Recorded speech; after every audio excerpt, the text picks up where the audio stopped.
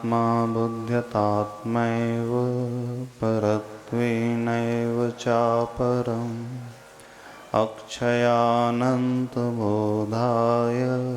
तस्मै सिद्धात्मने नमः।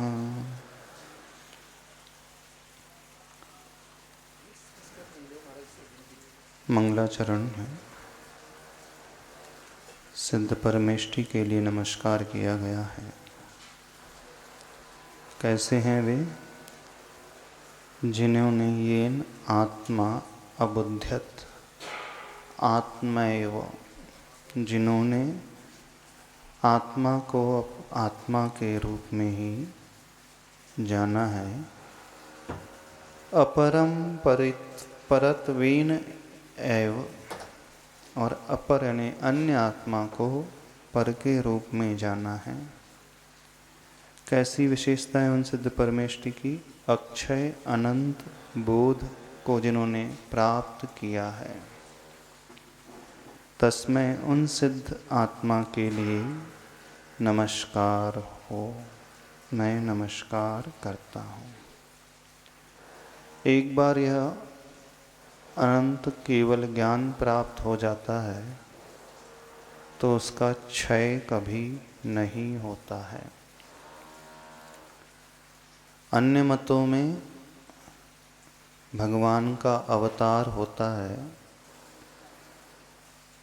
इस पृथ्वी लोक पे वे पुनः आ जाते हैं पापियों के संहार करने के लिए। ऐसा कहा जाता है, यदा यदा ही धर्मस्य ग्लानिर्भवति भारत। जब जब धर्म का नाश होगा, ग्लानि होगी, तब तब उन प्रभु को अवतार लेना पड़ता है। पर यहाँ पर कहा जा रहा है, जो एक बार अक्षय अनंत पद को पा जाता है तो उसका क्षय नहीं होता है। अर्थात वे पुनः उतर करके इस पृथ्वी मंडल पर नहीं आते हैं। यहाँ अवतारवाद नहीं होता है जैन धर्म में।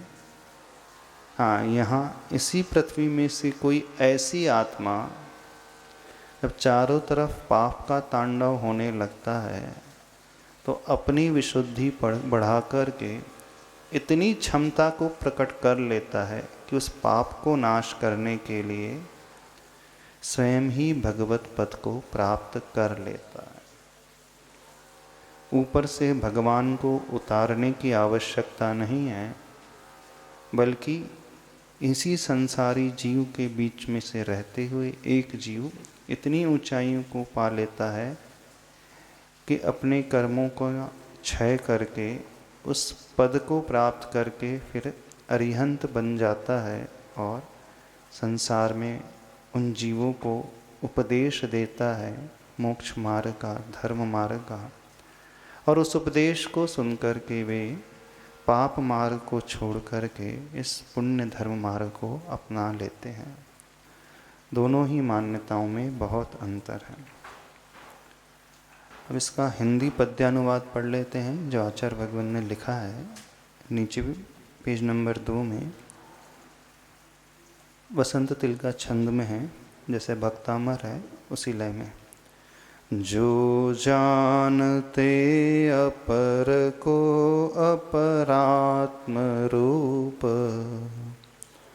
और आत्म को सतत वे सब आत्म रूप।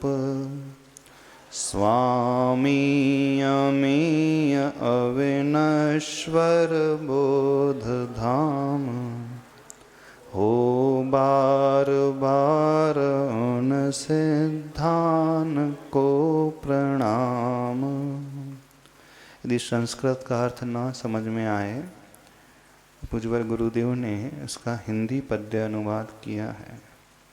इस हिंदी पद्यानुवाद को पढ़ करके श्लोक के भाव बड़ी आसानी से समझ में आ जाते हैं। जो जानते अपर को अपरात्म रूप, अन्य को वह अन्य रूप में ही जानते हैं, और आत्मा को सतत आत्म रूप ही जानते हैं। स्वामी यानी वे प्रभु सिद्ध परमेष्टि कैसे हैं? अमेय अविनश्वर। ऊपर लिखा है अक्षय, उसका ही अनुवाद हो गया अविनश्वर, क्षय नहीं होगा। अनंत लिखा है ऊपर श्लोक में, यहाँ पर अमेय प्रयोग किया है, अर्थात जिसकी कोई सीमा नहीं है, असीम। बोध धाम यानी उस ज्ञान को जिन्होंने पा लिया है, ऐसा धाम।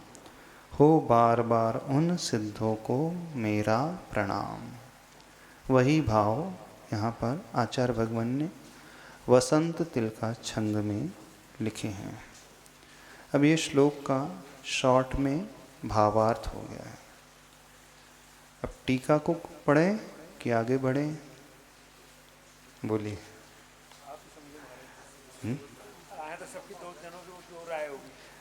आप चाहो तो पहले हिंदी में इसकी व्याख्या पढ़ करके आ सकते हैं। जो अर्थभास है उसी को हम फिर एक्सप्लेन कर दें। महाराज जी ने इसमें जो कुछ विशेषताएं बताई हैं, उन विशेषताओं को हम शॉर्ट में खोल देते हैं। केवली भगवान अथवा सिद्ध परमेष्टि व्यवहार नय से सर्वज्ञ होते हैं। नियमसार ग्रंथ में गाथा आती है, उसे महाराज श्री ने टीका में उद्धृत किया है। जानदि पश्यदि सव्वं व्यवहारणयेन केवली भगवं, केवलनानि जानदि पश्यदि नियमेव अप्पानम। केवली भगवान व्यवहार नय से इस संसार को, समस्त जीव द्रव्यों आदि को, समस्त द्रव्यों को जानते हैं, लेकिन नियम से, निश्चय नय से वे मात्र अपनी ही आत्मा को जानने और देखने वाले होते हैं। अब यदि दुनिया को ही जानने और देखने में लगे रहें तो फिर अपने सुख का उपभोग कैसे होगा? वैसे संसारी और उनमें बहुत अंतर है। हम संसारी जब दूसरों को जानने देखने लगते हैं तो अपने से विमुख हो जाते हैं। अपना स्वाद हमें नहीं आता है, अपना आनंद छूट जाता है, हमारी ज्ञेयाकार परिणति हो जाती है, या यूं कहें ज्ञेयानुभूति हो जाती है। और एक होती है ज्ञानानुभूति। केवली भगवान की अनुभूति ज्ञानानुभूति होती है। वो भी कथनचित नहीं, आत्मानुभूति होती है। एक ज्ञेय की अनुभूति, एक ज्ञान की अनुभूति, एक आत्मा की अनुभूति। तो वे भगवान, केवली भगवान सिर्फ आत्मा का ही अनुभव करते हैं। जो ज्ञेय की अनुभूति होती है वो निमित्ताधीन अनुभूति होती है, निमित्त में वो डूब जाता है। ज्ञेय का अर्थ होता है जो भी हमें पदार्थ नजर आ रहे हैं, जानने योग्य पदार्थ। संसारी व्यक्ति ज्ञेय को देख करके ज्ञेय में लीन हो जाता है, निमित्त को देख करके निमित्त में डूब जाता है, वो अपने आप को भूल जाता है। एक उससे ऊपर के स्तर का, जिसे कहा जाता है अंतरात्मा, उसकी अनुभूति कथनचित ज्ञानानुभूति होती है। वो सही और गलत दोनों को जानता है। ज्ञेय को भी जानेगा तो ज्ञेयात्मक नहीं होगा, निमित्त से प्रभावित नहीं होगा, लेकिन प्रभावित न होते हुए भी वो अपने को छोड़ देगा, क्योंकि स्वयं का स्वाद उस समय उसे नहीं आएगा। लेकिन केवली भगवान की अनुभूति आत्मानुभूति, यानी आत्मा में ही वो लीन रहते हैं। संसार सारा उनके आत्मज्ञान में, केवल ज्ञान में झलकता है। हमें उस ओर उपयोग ले जाना पड़ता है और उनकी ज्ञान में वह रिफ्लेक्ट हो जाता है। कथनचित नहीं, किसमें? ज्ञानानुभूति में नहीं। सर्वज्ञ और आत्मज्ञ में बहुत भेद है। सर्वज्ञ ने सबको जान रहा है, सर्वम जानाति इति सर्वज्ञ। व्यवहार में ऐसे कथन होता है, वो सबको जानते हैं। जब नहीं जानते तो वो अपने ही आत्मा को है, उसमें लीन है, सब उसमें झलक जाते हैं। युगपत हो रहा है उनमें सब कुछ। हमारे जैसे नहीं कि हम पर को झलका रहे हैं तो उसमें लीन हो गए। निश्चय ऐसे तो आत्मा में ही लीन है। कहाँ उन्हें दूसरों के पीछे पड़े हैं। वो अपने अव्याभाद गुण से सही थे, उसी में डूबे, अनंत सुख में सही, उसी में लीन है। अपूर्व अपूर्व अनुभूति उनकी होती रहती है। हर क्षण का आनंद उनका अलग ही होता है। तो यहाँ पर ये नियम सार ग्रंथ में आचार्य कुंद कुंद स्वामी जी ने लिखा है, केवली भगवान सबको व्यवहार नए से जानते हैं, निश्चय से अपनी आत्मा को जानने वाले होते हैं। और उसी का वर्णन महाराज श्री ने इस टीका में किया है, खोल करके लिखा है। महाराज श्री ने इसमें एक बात और सिद्ध की है कि जो अनंत सुख होता है केवली भगवान का, वही सिद्धों में भी अनंत सुख होता है। वेदनी कर्म के अभाव में जो गुण प्रकट होता है सिद्धों में, वह अव्याबाद गुण प्रकट होता है। अव्याबाद से अर्थ वहाँ पर अनंत सुख नहीं लेना, अव्याबाद से अर्थ वहाँ पर बाधा से रहित है, ऐसा लेना। इस विषय को वहाँ पर उन्होंने खोला है। हम आगे बढ़ रहे हैं अगले श्लोक की ओर। फिर उसी को उन्होंने सिद्ध किया है। संसार विषयातीतम सिद्धानाम अव्ययम सुखम अव्याबाधम इति प्रोक्तम परमम परमर्षिभिः। अर्थात संसार के विषयों से अतीत सिद्धों का सुख अव्यय सुख होता है और वही अव्याबाद होता है। इस प्रकार परम ऋषियों ने कथन किया है। और पंचास्तिकाय ग्रंथ में भी यह उल्लेख आ जाता है। कम्मस्सा भावेण्य सवर्णु सबलोग दर्शीय पावदी इंदी रहिदम अव्वाबाधम सुहुमणंतम। कर्म के अभाव में सर्वज्ञ और सर्वदर्शी वो हो जाते हैं। इंद्रिय रहित अव्याबाद सुख को, अनंत सुख को वो प्राप्त करते हैं। अब ये हो गया श्लोक का अर्थ, मंगलाचरण। अब इसे हम अपने उपयोग में कैसे लेकर के आएं, इससे हमें क्या लाभ होगा, अब उस पक्ष को समझने की कोशिश करें। अब जो अनंत सुख तो सिद्धों ने पा लिया है, हमें क्या मिल रहा है उससे? हमें कुछ मिल रहा है कि नहीं मिल रहा? हाँ, उनके सुख से हमें कुछ भी प्राप्त नहीं होगा। उनकी अनुभूति से हमारी अनुभूति नहीं बदलेगी। फिर भी हम उन्हें नमस्कार कर रहे हैं। तो जब हम उन शुद्ध आत्माओं को, सिद्ध आत्माओं को नमस्कार करते हैं, तो नमस्कार का प्रयोजन यह हमें दिला देता है कि उस ओर हमारी दृष्टि होने लगती है। और दृष्टि होने के पश्चात जब विनय भाव से हम झुक कर के नमोस्तु करते हैं, तो हमारे भीतर भी उन जैसे गुणों का आविर्भाव थोड़े थोड़े अंश में होने लगता है। अशुभ कर्म हमारे घटने लगते हैं, शुभ कर्म का आश्रव होने लगता है। मनोविज्ञान के हिसाब से हम जिसके आगे झुकते हैं तो उसे हम चाहते हैं। उसे चाहते हैं मतलब उन जैसे गुणों को हम चाहने लगते हैं। और जैसे हमारी चाह भीतर होने लगती है तो हमारा अवचेतन मन उसको पाने के लिए पुरुषार्थ शुरू कर देता है। थोड़ा इस एंगल से और से समझ लें। जब भी कहीं नमस्कार किया जाएगा किसी भी पुरुष को, पूज्य पुरुषों को, अथवा लोक व्यवहार में भी किसी के चरणों में आप झुकते हो, तो क्यों झुकते हो? बड़ों के चरणों में झुकते हो। क्यों झुकते हो? आदर सम्मान देने के लिए। आदर सम्मान तो बाहर में दिखता है, मूल रूप से जो उद्देश्य होता है, कुछ कुछ जो उनके भीतर है वो हमें प्राप्त हो जाए, इसलिए नमस्कार किया जाता है, झुका जाता है।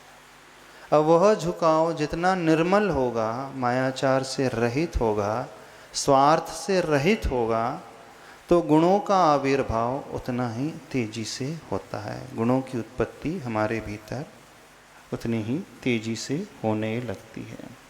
इस कारण नमस्कार किया जाता है, भक्ति की जाती है। नमस्कार का अर्थ और कुछ नहीं, भक्ति ही है। तो यहाँ पर इस पहले श्लोक में मंगलाचरण में सिद्ध परमेष्टि को नमस्कार किया गया। अब फिर से प्रश्न उठ सकता है, सिद्धों को ही पहले क्यों नमस्कार किया, जबकि नमो अरिहंताणम, नमोकार मंत्र में अरिहंतों को पहले नमस्कार किया जाता है ना। जब नमोकार मंत्र पढ़ते हैं तो क्या कहते हैं, नमो अरिहंताणम, नमो सिद्धाणम। वहाँ सिद्धों को बाद में रखा है, अरिहंतों को पहले रखा है। लेकिन यहाँ आचार्य पूज्यपाद स्वामी जी सिद्धों को पहले नमस्कार कर रहे हैं, अरिहंतों को तो नमस्कार ही नहीं कर रहे हैं पहले। तो ऐसा क्यों, उन्होंने व्युत्क्रम क्यों अपनाया, उल्टा क्रम क्यों अपनाया, बता सकते हो? पहले क्या होना चाहिए था, अरिहंतों को नमस्कार। हाँ, चूंकि ये आध्यात्मिक ग्रंथ है। हमारा उद्देश्य क्या है, हमें सिद्धत्व को पाना है। तो जो हम पाना चाहते हैं, जिसके पास होगा वहां झुकेंगे तो मिलेगा। अब अरिहंतों के भीतर सिद्धत्व तो है ही नहीं। इसका अर्थ ये नहीं है कि अरिहंत भगवान नहीं है। मुनि महाराज होते हैं, उनका लक्ष्य सिद्ध गति को पाने का होता है, अरिहंत को पाने का नहीं होता है।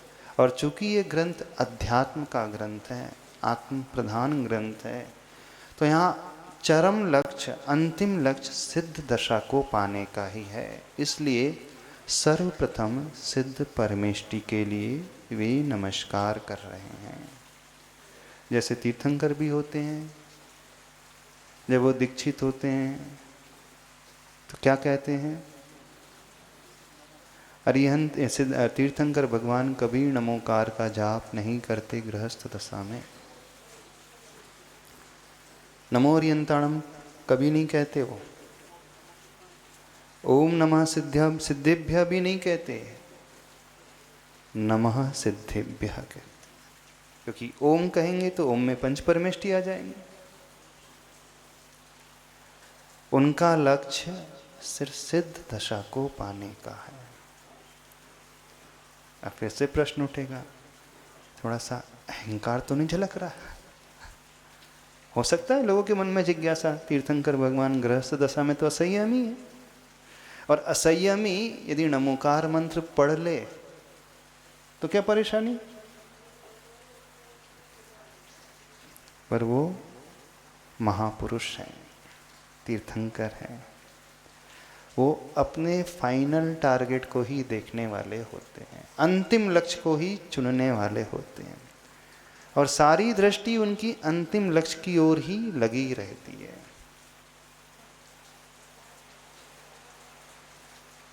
इस कारण जब उन्हें वैराग्य होता है ना, उस समय वो 12 भावना का चिंतन करते हैं, आत्म भावना का चिंतन करते हैं, अनित्यादि भावना से अपने आप को भरते हैं। वो भक्ति से नहीं भरते, क्योंकि भक्ति में सिर्फ पुण्य कर्म का आश्रय मुख्यता से होता है। वहां दृष्टि में कर्म निर्जरा नहीं रहती भक्ति में। समझना इस बात को। जब भी भक्ति की जाएगी तो भक्ति का फल क्या है, पुण्य का आश्रय, मुक्ति की प्रदानता। क्रमशः मुक्ति भी मिलेगी, लेकिन साक्षात फल भक्ति का भोगो भोग की सामग्री, परंपरा से मुक्ति। तो तीर्थंकर भगवान अब वो बीच वाली स्टेज नहीं चाहते, वो फाइनल स्टेज चाहते हैं, इसलिए वो नमः सिद्धिभ्यः कहते हैं। चूंकि समाधि तंत्र ग्रंथ जो है द्रव्यानुयोग का ग्रंथ है मुख्यतः, तो यहां दृष्टि सिर्फ आत्मा की रहेगी। कौन सी आत्मा? शुद्ध को पाने की भावना करने वाली आत्मा। अब इस ग्रंथ में निमित्त को गौण कर दिया जाएगा। अध्यात्म ग्रंथ में गुरु को भी कैसा स्वीकारा जाता है? प्रेरक निमित्त नहीं, उदासीन निमित्त। गतिर धर्मास्ति कायवत। अब विचित्रता देखना, धर्म द्रव्य जो होता है वो गति में सहायक होता है, लेकिन जबरदस्ती वह प्रेरित नहीं करता चलने के लिए। गुरु कैसे होते हैं? धर्मास्ति कायवत होते हैं? बताइए आप लोग, क्या गुरु उदासीन निमित्त होते हैं? धर्म द्रव्य उदासीन निमित्त है। गुरु कैसे होते? उदासीन होते हैं। गुरु तो प्रेरक निमित्त होते हैं।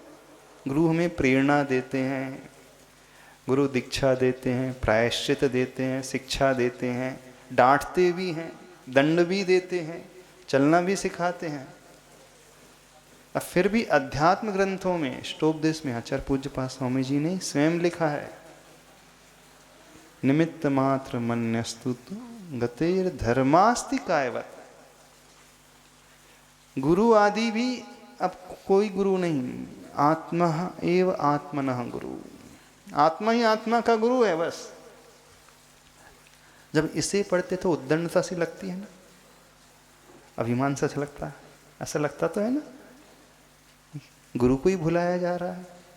नहीं, यदि गुरु याद आ गए तो आत्मा चली जाएगी। सत्य यही है। इस कारण गुरु को आध्यात्मिक ग्रंथों में उदासीन निमित्त गतेर धर्मास्ति कायवत कहा है। यहां लक्ष्य मात्र सिद्धत्व का है। इस कारण पहले श्लोक में नमो अरिहंताणम न याद करके नमो सिद्धाणम इसे याद किया गया। नमः सिद्धेभ्यः तस्मै सिद्धात्मने नमः, यह कहा गया। अब अगले श्लोक में अरिहंतों को याद किया जाएगा। क्रम बदल दिया। ठीक है, दूसरा श्लोक अपन देखें, आगे चलें।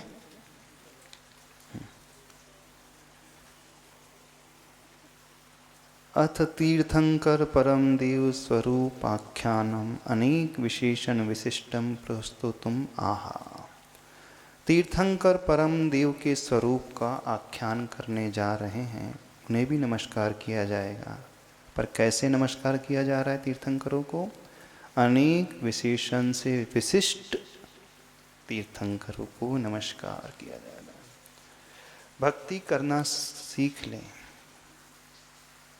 विशेषण विशिष्ट भक्ति ही फलदायी होती है,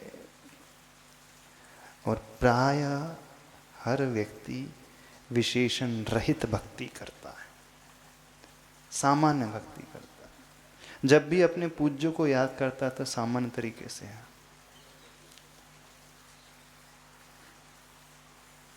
हमारी दृष्टि सामान्य में नहीं जाएगी वहां गुणों तक।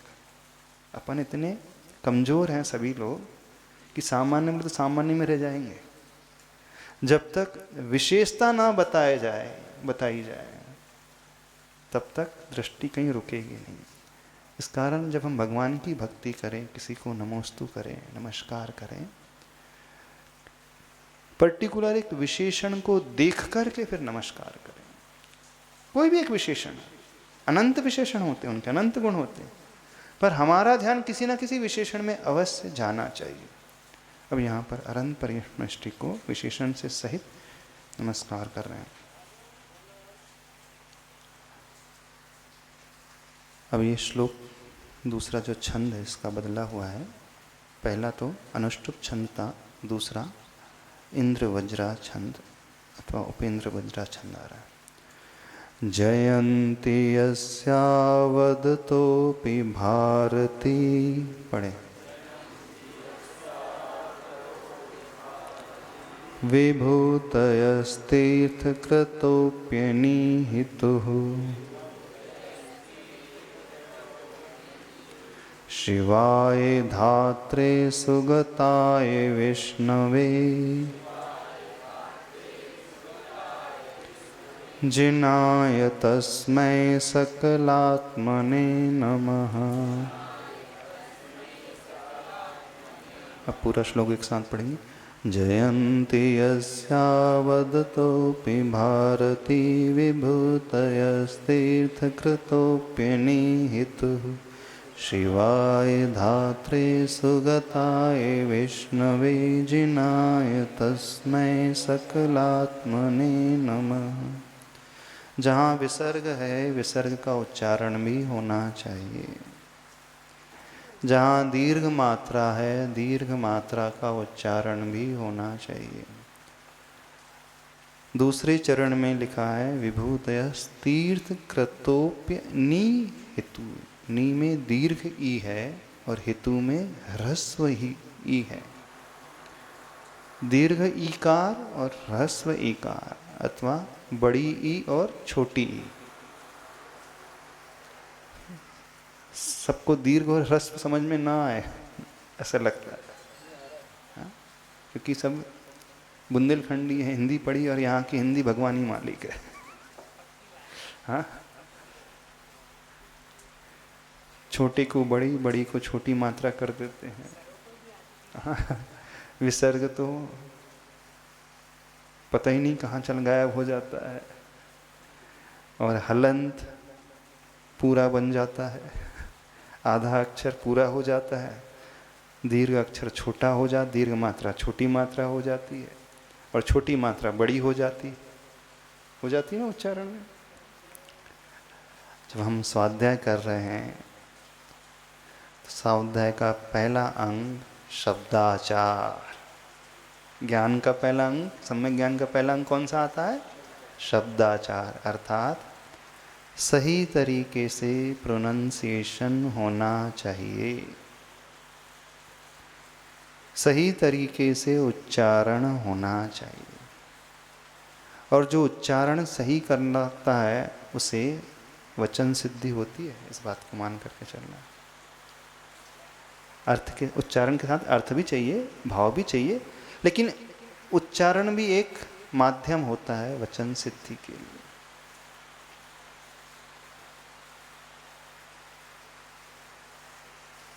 तो जिनका उच्चारण नहीं है प्रॉपर, उसे सुधार लें। अब इस दूसरे श्लोक में कौन सी क्रिया आ रही है पहले देखें। नमः, अंत में क्या आया? नमस्कार कर रहा हूं। हाँ, अच्छा, क्या बताना? छोटी बड़ी? अरे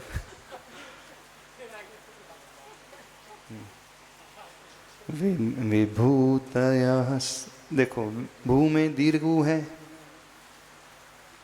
प्रॉब्लम तब आता है जब एक रहस्य के बाद दीर्घ अथवा दीर्घ के बाद रस आ जाता है, तो उच्चारण में गड़बड़ी हो जाती है। एक जैसी होती तो कभी परेशानी नहीं होती। विभूतयस्तीर्थ कृतोप्यनिहितो, नी में जो दीर्घ में थोड़ा सा प्रेशराइज होना पड़ेगा। विभूतयस्तीर्थ कृतोप्यनिहितो, फिर नी में जोड़ देना पड़ेगा, फिर ही में ह्रस्व मात्रा है तो जोड़ना बिल्कुल नहीं देना। तो वो कैसा हो जाता सबका? विभूतयस्तीर्थ कृतोप्यनिहितो, नी में छोटी ही मात्रा निकलती प्राय सबकी, क्योंकि बाद में भी छोटी मात्रा है, ही में भी छोटी है। तो पढ़ते सब जल्दी पढ़ते तो कैसा निकल जाए? कृतोप्यनिहितो, छोटी हो गई। या तो फिर ही को भी बड़ा कर देंगे, निहितु ही, ऐसा हो जाएगा।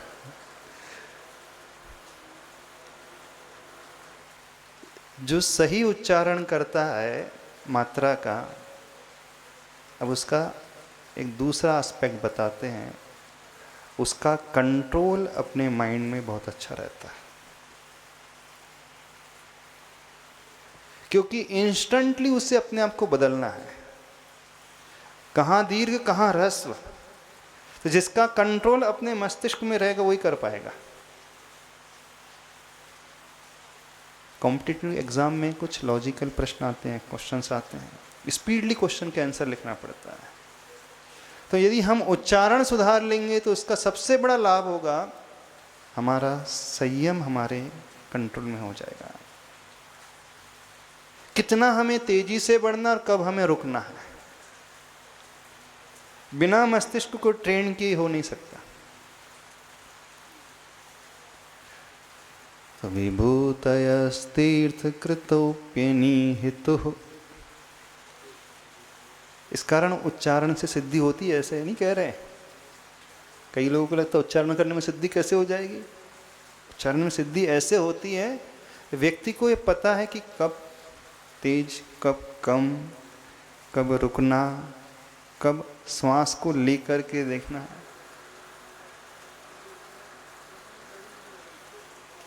हेतु के बाद फिर रस विसर्ग, विभू ऊ है ना, विभूतयस, पर प्लुत भी नहीं करना है।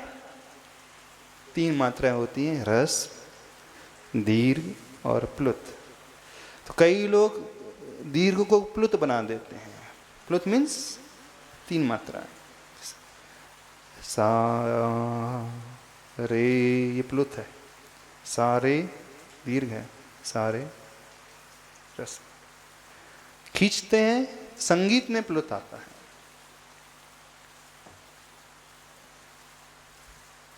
समझ में आ रहा, नहीं समझ में आ रहा उच्चारण विधि।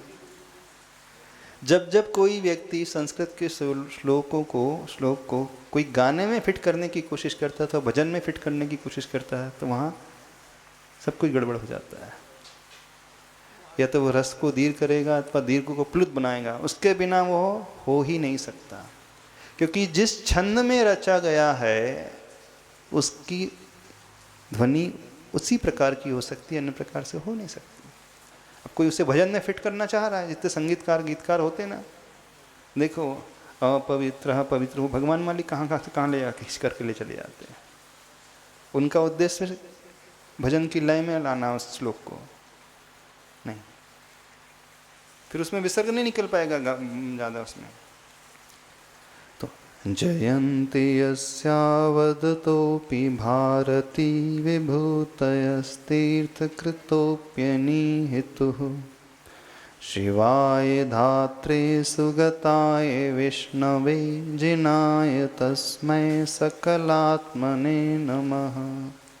एक और समस्या है स के उच्चारण की।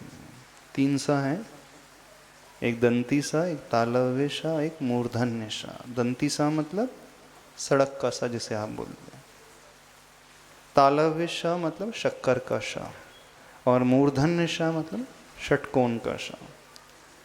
यहाँ पे भी बहुत मिस्टेक हो जाती है। विष्णवे में मूर्धन्य श है, सकलात्मने में दंती सा। दंती सा का अर्थ होता है हमारी जिह्वा दांत को टच करेगी।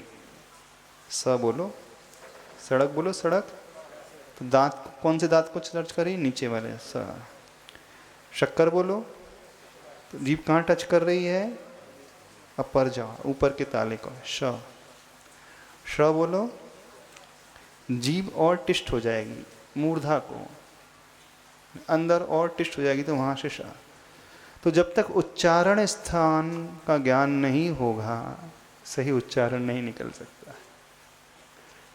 हमें पता होना चाहिए कि उस अक्षर के उच्चारण कहाँ से होता है।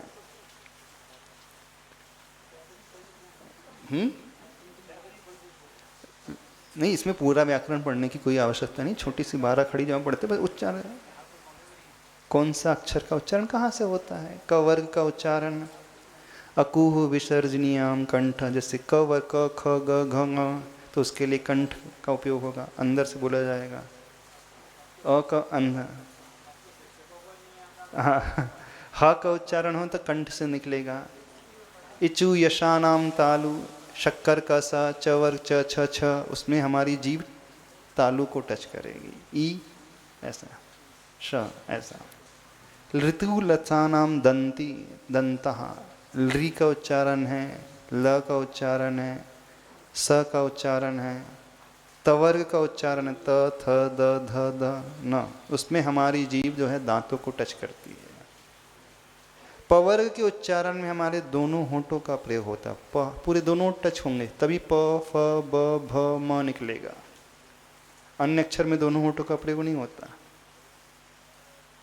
हाँ, कुछ 10-12 सूत्र है, यदि ये समझ लेंगे तो उच्चारण स्थान पता चल जाएगा। उच्चारण स्थान पता चल जाएगा तो फिर उच्चारण सुधर जाएगा। चलिए, तो हम वो सिखाएं कि ये सिखा दें अभी?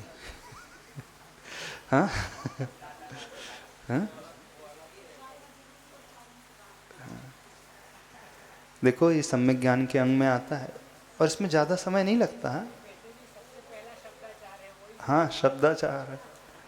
जब हमने भक्तामर पढ़ाया था तो 3 दिन तक फिर उच्चारण करना ही सिखाया था।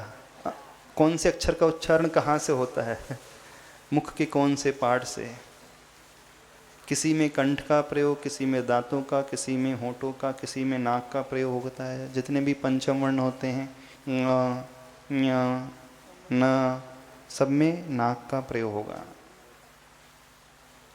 क ख ग घ ङ, च छ ज झ ञ, नाक का प्रयोग होगा।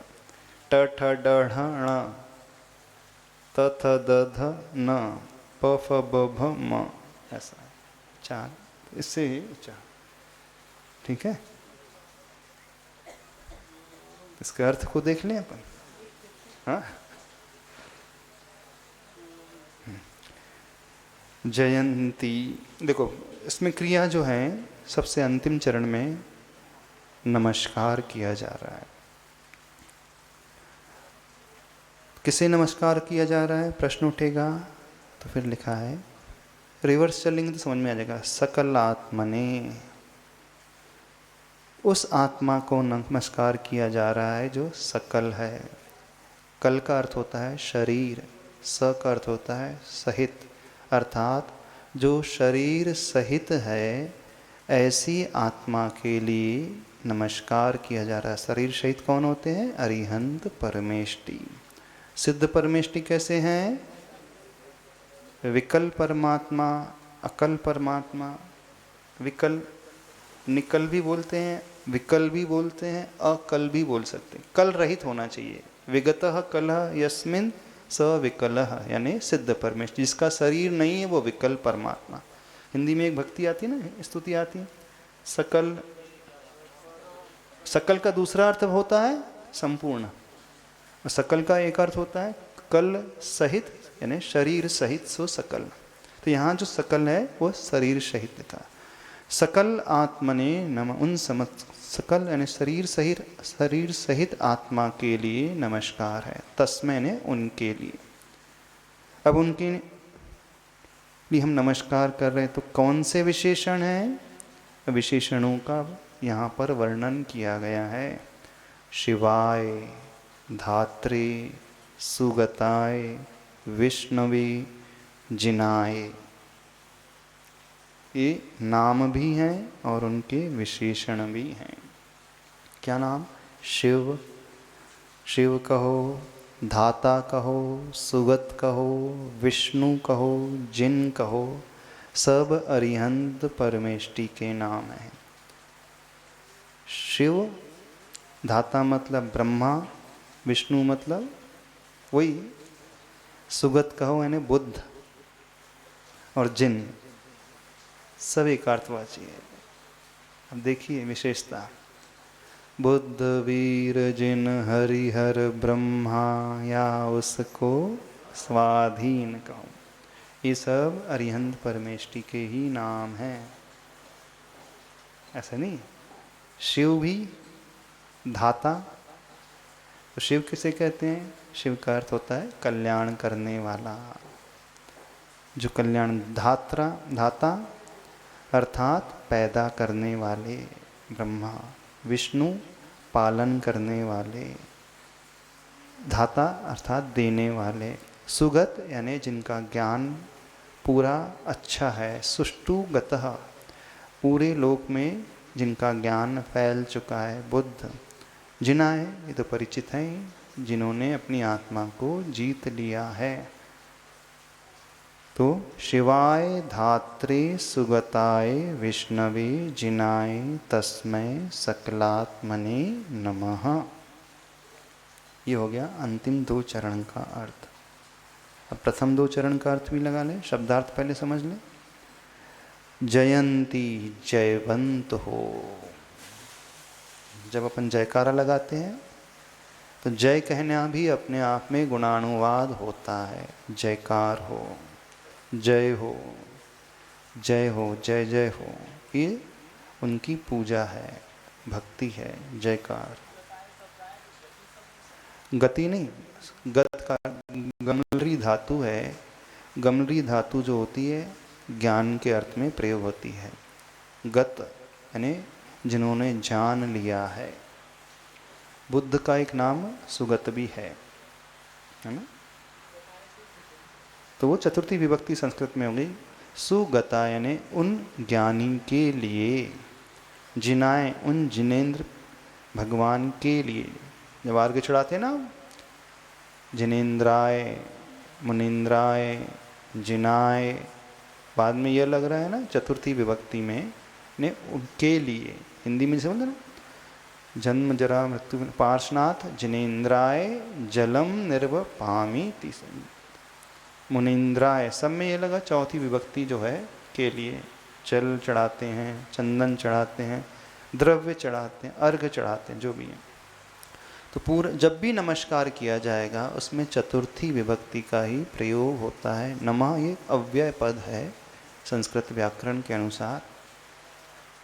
नमः जिनाय नमः, ऐसा।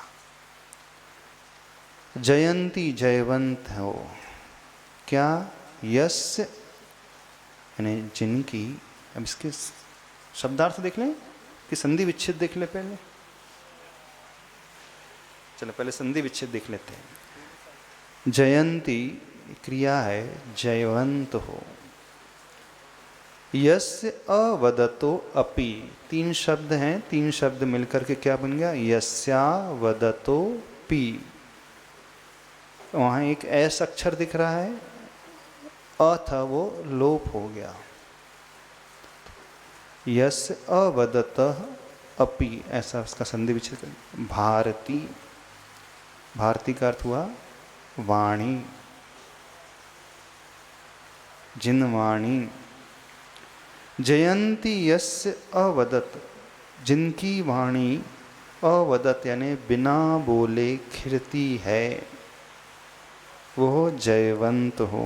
किसकी वाणी खिलती है ऐसी, समो शरण में तीर्थंकर भगवान की वाणी बिना बोले खिलती है, यानी उनका मुख हिलता डुलता नहीं है, होठों का स्पंदन, जिह्वा का स्पंदन नहीं होता है।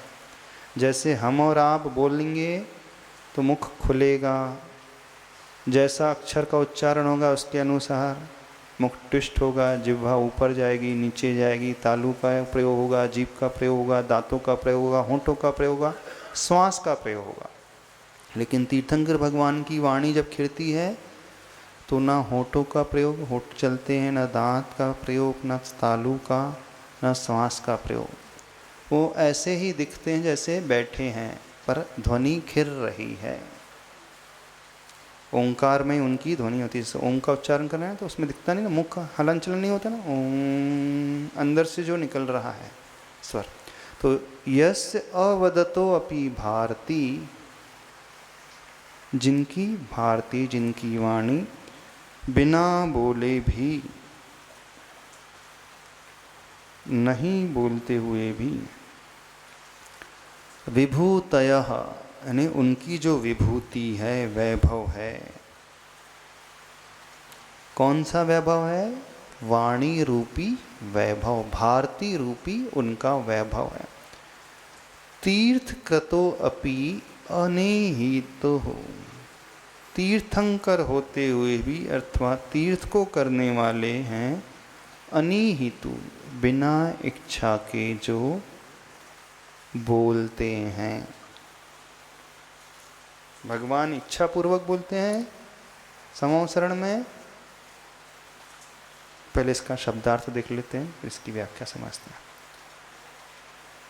जयंती शब्द का अर्थ है जयवंत हो, यस यानी जिसकी, अवदतः यानी बिना बोलते हुए, अपि यानी भी, भारती का अर्थ हुआ वाणी, विभूति विभूतय यानी वैभव विभूति, फिर विसर्ग का वह स हो गया, तीर्थकृतः, अपि यहाँ पर भी संधि हो गई, तीर्थकृतः अपि अनिहितो। तो क्या अर्थ हुआ? यस यानी जिनकी वाणी, जो नहीं बोलते हुए भी बोलते हैं, ऐसे तीर्थंकर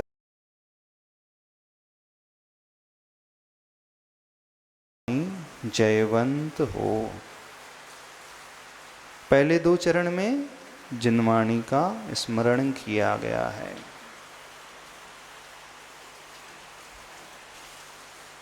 फिर उसके बाद अगले दो चरण में अरिहंत भगवान को नमस्कार किया। तो क्या हो गए? देव आ गए और शास्त्र आ गए। जिनवाणी का अर्थ क्या हुआ? शास्त्र। आप पूजा करते ना, देव शास्त्र गुरु कि देव गुरु शास्त्र, किसकी पूजा करते हैं बताइए? देव गुरु शास्त्र की देव शास्त्र गुरु? रोज पूजा करते हो आप लोग? देव शास्त्र गुरु कि देव गुरु शास्त्र? पहले शास्त्र की पहले गुरु? पहले कौन? पहले शास्त्र कि पहले गुरु कि पहले देव? देव हैं, फिर देव के बाद देव की दिव्य ध्वनि खिरी, यानी तीर्थंकर भगवान की दिव्य ध्वनि खिरी। फिर क्या आया? किस किस का नंबर आएगा? शास्त्र का। शास्त्र का नंबर कहां से आ गया? दिव्य ध्वनि खिरी, फिर उसे गणधर परमेष्टि ने झेली, फिर गणधर परमेष्टि ने उसे दुनिया के सामने दिया। तो देव गुरु, फिर वो वाणी शास्त्र बनी। देव गुरु शास्त्र, ऐसा क्रम है ना?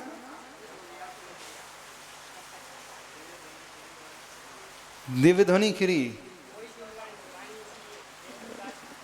नहीं नहीं, वाणी से हमें डायरेक्ट कहाँ मिलती है? जब तक गणधर ना हो, तो गुरु ना हो तो वाणी कहाँ तक पहुँच, कैसे पहुँची हम तक? बिना गुरु के वाणी नहीं पहुँचती है। गुरु की आवश्यकता है कि नहीं? तो शास्त्र से पहले गुरु की, गुरु से पहले शास्त्र।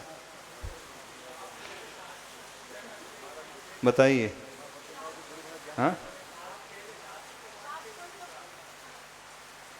तो शास्त्र कहाँ से मिले? गुरु से। तो देव से तो मिले, देव से ट्रांसफर होकर के गुरु तक आए, गुरु से ट्रांसफर होकर के फिर शास्त्र बने, वाणी आई। चैनल कैसे चलता है? भगवान से जो वाणी खिरी, उन्हें गणधर ने झेली, फिर गणधर ने सबके लिए सुनाई। वीर हिमाचल ते निकली, गुरु गौतम के मुख कुंड धरे, ऐसी है ना?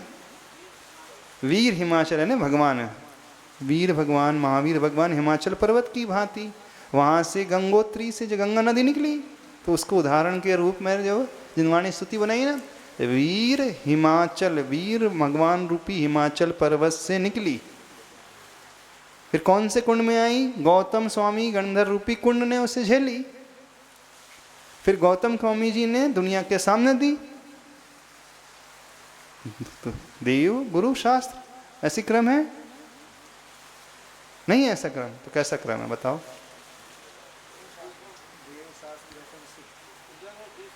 पूजा में भले ही देव शास्त्र गुरु लिखा रहता है, पर क्रम क्या होना चाहिए आपके हिसाब से? अब रट गया, इस कारण देव शास्त्र गुरु कह रहे हैं आप लोग।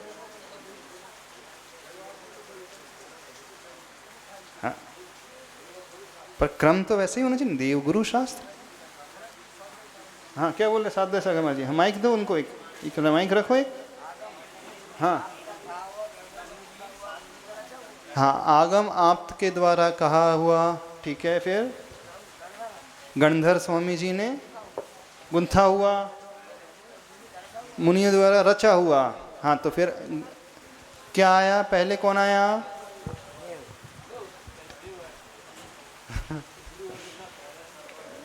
पहले सर्वज्ञ देव आ गए, फिर उनकी वाणी खिरी तो गुरु आ गए, फिर गुरु के बाद शास्त्र है। देखो स्वाध्याय सागर जी भी ऐसे ही बोल रहे।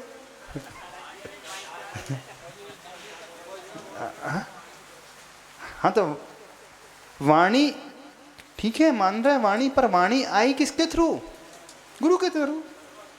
हाँ सर्वज्ञ तो पहले नंबर पे है ही, सर्वज्ञ, उनकी वाणी, फिर गुरु। तो फिर हमने डायरेक्ट वाणी झेल ली, गुरु की आवश्यकता ही नहीं थी, तो फिर कैसे झेली? हाँ जिन, हाँ तो वही तो गुरु की आवश्यकता होगी ना। गुरु से वाणी हम तक आई, तो देव गुरु शास्त्र।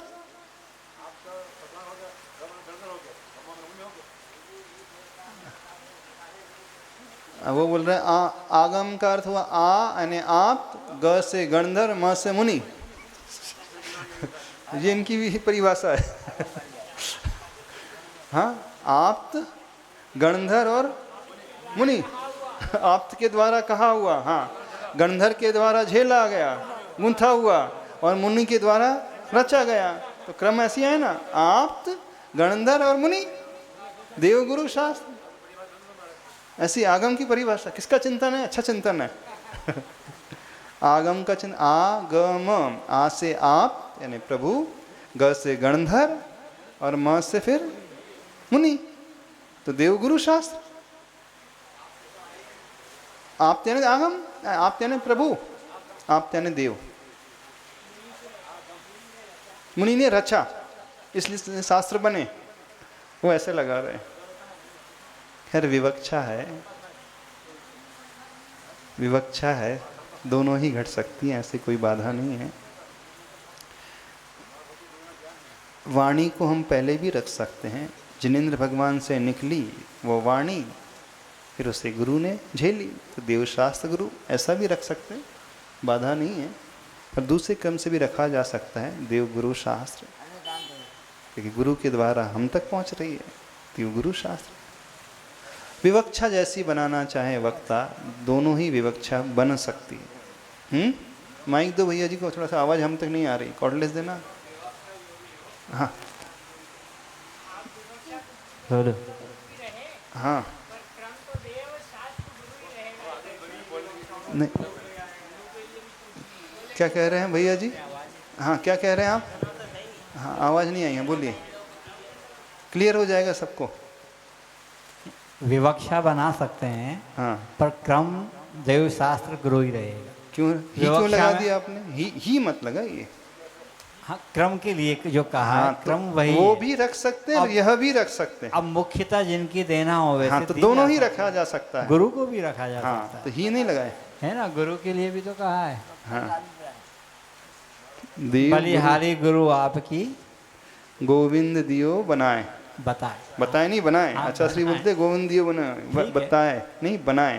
हाँ ठीक है, दोनों बातें हैं वहाँ पर भी। तो वहाँ गुरु की मुख्यता कही है। गुरु गोविंद दो खड़े काके लागू पाए, बलिहारी गुरु आपकी गोविंद दियो बताए नहीं। अच्छा श्री बोलते बनाए, गुरु गोविंद बना देते हैं। बोले ऐसा करना चाहिए। ऐसा भी हो सकता है, वह भी ठीक है। हाँ आचार्य भगवान का चिंतन बहुत अच्छा है। तो यहाँ पर इस श्लोक में सर्वप्रथम जयवंत कहा जा रहा है। किसके लिए जयवंत कहा जा रहा है? वाणी के लिए नहीं कहा जा रहा है, तीर्थंकर भगवान के लिए कहा जा रहा है। और विशेषता क्या बताई तीर्थंकर भगवान की, कि जो नहीं बोलते हुए भी बिना इच्छा पूर्वक उपदेश दिव्य ध्वनि के रूप में दे देते हैं, ऐसे वे तीर्थंकर जयवंत हो। इसमें सिर्फ विशेषता ही बताई है। कौन सी विशेषता? हम सब बोलते हैं फिर शब्द निकलते हैं, पर तीर्थंकर भगवान बोल नहीं रहे फिर भी निकल रहे हैं। हमारे मन में इच्छा पैदा पहले होती है बोलने की, इसे मैं उपदेश दूं, इसे सुनाऊं, इसे समझाऊं, पर अरिहंत परमेष्टि तो तीर्थंकर की इच्छा नहीं होती है, बिना इच्छा के वह उपदेश देते हैं। नीचे के चरण में फिर क्या बताया है? उनके नाम अथवा उनकी विशेषता। शिवाय, धात्रे, सुगताय, विष्णवे, जिनाय, तस्मै सकल आत्मने नमः। ठीक है, समय हो गया, इतनी रखें।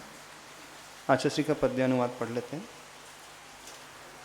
सम्माननीय जिनकी वह भारती है, अत्यंत तीर्थ कर संपत्ति शोभती है। धाता महेश शिव सौगत नामधारी, वंदो उन्हें जिनप जो जग आर्त हारी। बोले देवादिदेव श्री महावीर भगवान।